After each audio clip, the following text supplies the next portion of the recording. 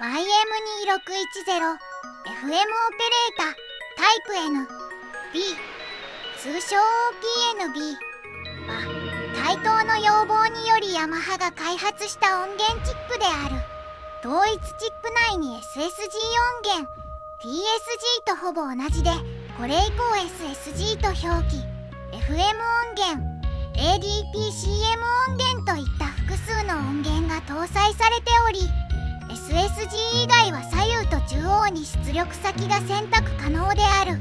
有名どころでは対等 F2 システムやネオジオなどのアーケード基盤で使用された。また対等はプレイステーション互換のアーケードゲーム基盤である FX システム FX1A バージョンにおいても YM2610B を採用。後述するネオジオと合わせ、1988年2月の忍者ウォリアーズから2004年7月のサムライスピリッツゼロスペシャルまで、なんと16年間もの長期にわたり現役であり続けたとんでもない音源である。使用について、生産上のぶどまりの関係で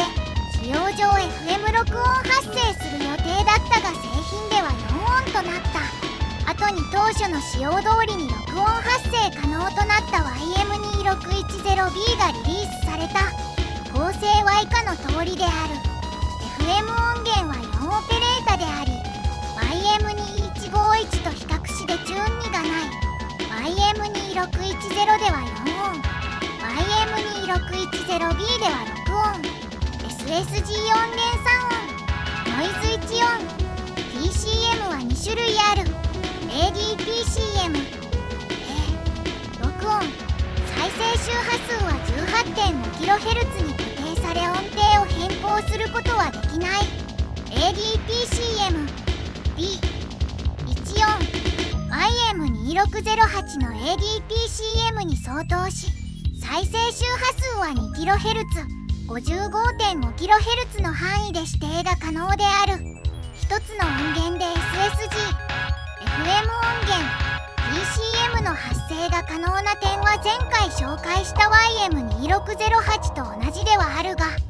TCM のチャンネルが大幅に増えたことと、それによりメインメロディ等を再生周波数変更により音階を変えての PCM 演奏が可能になったことから、 YM2608 とは別次元のサウンドを奏でた。ネオジオサードパーティーを含めたさまざまなメーカーから工夫のあふれるサウンドを長期にわたり楽しめたことは大きい。 PCM チャンネル増加は後年発売される格闘ゲームとの相性も良く、80年代後半から90年代のアーケードを象徴するサウンドとなった。後年はサウンド全体のクオリティを引き上げるため、音楽をストリーミングで流すようになるが、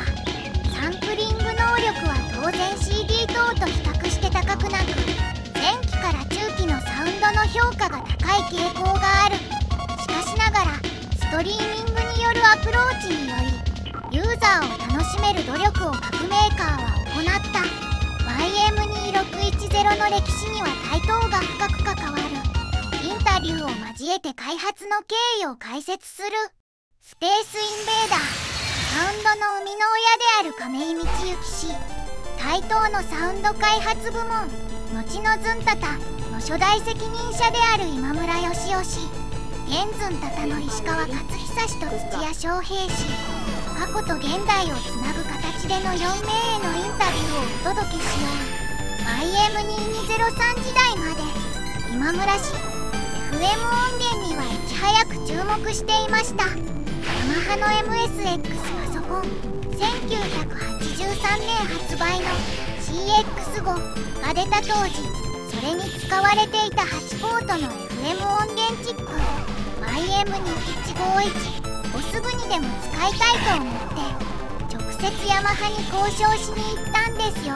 対等の代理店の人と一緒にね。ヤマハの所長さんは結構いい返事をしてくれたのでいけるかなと思ったんですが、ヤマハの営業の方からダメという声が出て、いくら対等といえどもアーケードとコンシューマじゃさばける数が違いすぎるので、営業的には眼中になかったみたいで、より先に代理店の人が怒っちゃって、いやもういろいろと大変だった今村氏。まあそんなことがありつつも YM2149SSG を導入。それで YM2149 の使用が増えてきたらヤマハも対等を無視できないと思うようになったんじゃないかな。 YM2203SSG に FM 音源3音を加えたチップ、通称 OPN を作り始めて、今度は向こうから使ってくださいっ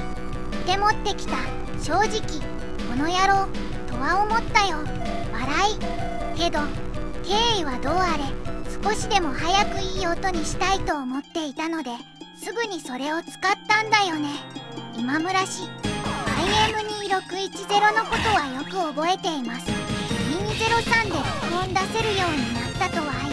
どんどん欲が出てきて、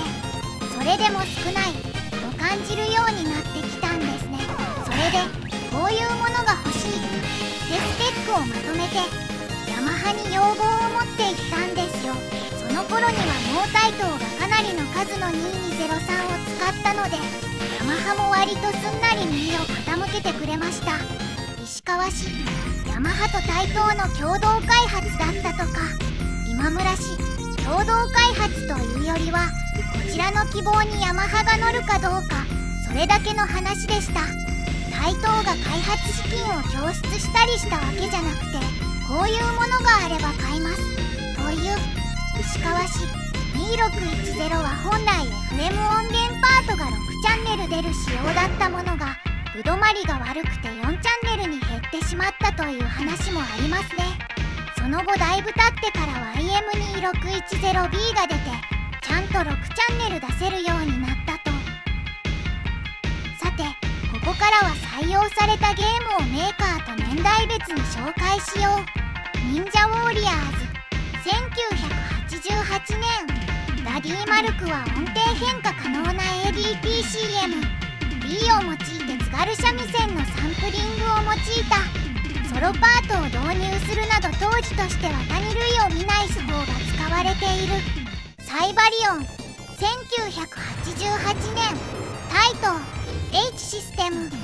ラックボール1ボタン。ファイヤデドラゴン型戦闘兵器。サイバリオンを操作するアクションシューティングゲーム。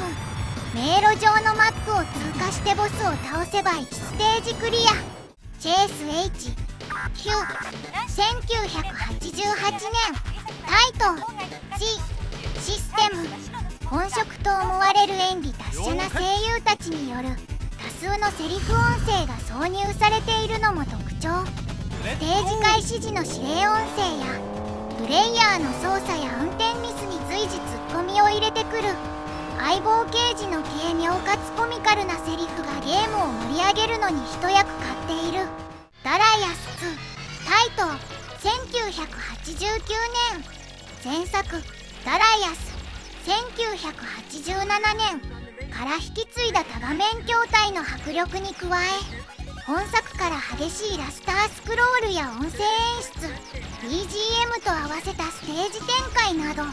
後のシリーズに引き継がれる演出技法を数多く取り入れ始めた作品である。フリルラ。タイトー1991年。F2 システム。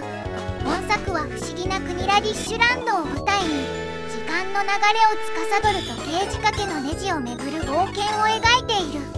本作はベルトスクロールアクションとしては珍しいメルヘン調の世界観とキャラクター設定で注目を集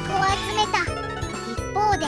タイトーの社員が実写取り込みで登場するなど奇抜な演出も含まれており、見た目との大きなギャップが話題となった。サイキックフォース。タイトー1996年。 FX システム。 FX1A。 3D 対戦型格闘ゲームとされているが、フィールドに奥行きが存在しないために D 対戦系格闘ゲーム、あるいは対戦アクションと解釈されることもある。さて YM2610 といえば SNK によるネオジオおよび業務用ネオジオである MVS だろう。1990年より稼働が開始され、そその汎用性から多くのゲームセンター、駄菓子屋の軒先等でプレイ可能だった。またすごいゲームを連れて帰ろうをキャッチコピーに家庭用への販売およびレンタル展開が行われた。代表作をいくつか紹介しよう。ビューポイント。1992年サミー工業。アーケードは愚か MVS のラインナップにおいても独特のテイストを持つ本作ではあるが、戦術のシステムやプリレンダリングされたグラフィック、そして一見シューティングとはあまり合わなそうなクラブサウンドが逆にその魅力を引き立てている。登場時期が格ゲーブーム黎明期と勝ち合っていただけにヒットはしなかったものの、当時の移植には恵まれていたり、以降の類似作品を見られないことから、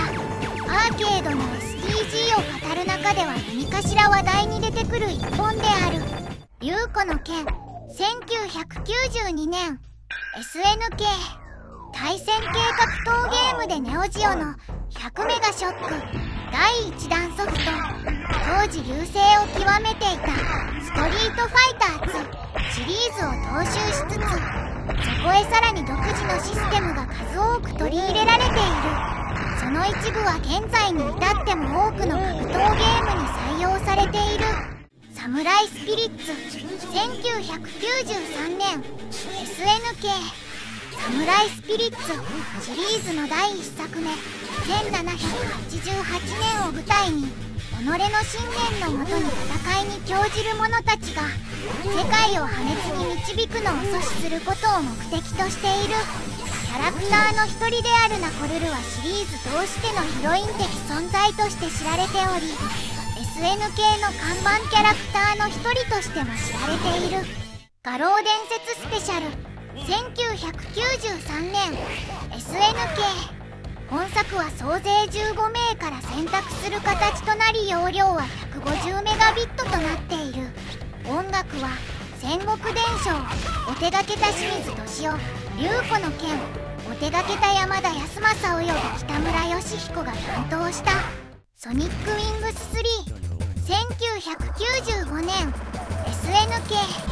1995年10月に発売された前年発売のの続編。 BGM は当時新しいジャンルであったジャングルで統一されている。作曲を担当した細井は同作の楽曲制作で用いた FM 音源について、追い込まないとデフォルトの音になってしまうようなと語っており、制作にあたってはデフォルトの音源を捨てるところから始め、何時間にもわたって試行錯誤を繰り返したとゲーセンミカドの店長池田ミノロックとの対談の中で振り返っている。ワクワク7。1996年3ソフト。まだまだ熱血闘魂真剣勝負というハード路線の潮流が根強く、ゲームバランスの調整にがんじがらめとなっていた格ゲー業界において、面白ければそれでいいという新しい概念を持ち込んだ先駆者。しかしながらストリートファイターなどが全盛期であった当時としてはこの考えは異端でしかなく、その面白さと相反して人気は上がらず自前となってしまった。ゆえに多くのファンから10年早すぎた隠れ名作ゲームと称され、おそらく21世紀となった現在ならばファンを獲得できたものと思われる。新豪傑寺一族闘魂。2003年グレイモア。豪傑寺一族シリーズは BGM について格闘ゲームとしては異例のこだわりを持って制作されている。 BGM に歌詞をつけて歌にするという画期的な試みがなされている。歌詞は大半がシュールな内容で、電波ソングと分類することもでき、曲のジャンルも格闘らしからぬフォークソングや演歌、アイドルポップス、ムード歌謡、合唱にデュエットなど多多岐にわたる。特にレッツゴー陰陽師はニコニコ動画内において現存する最も古い作品となっており、人気曲となっている。2004年のサムライスピリッツゼロスペシャルが最後のネオジオソフトとなり、YM2610の16年にわたる長い旅は終わりを迎えた。90年代は音楽のジャンルが多岐に分かれた時代でもあり、アーケードにおいても最先端のサウンドが YM2610 により奏でられた。その時代に生み出された音楽は僕たちの心を捉えてやまない。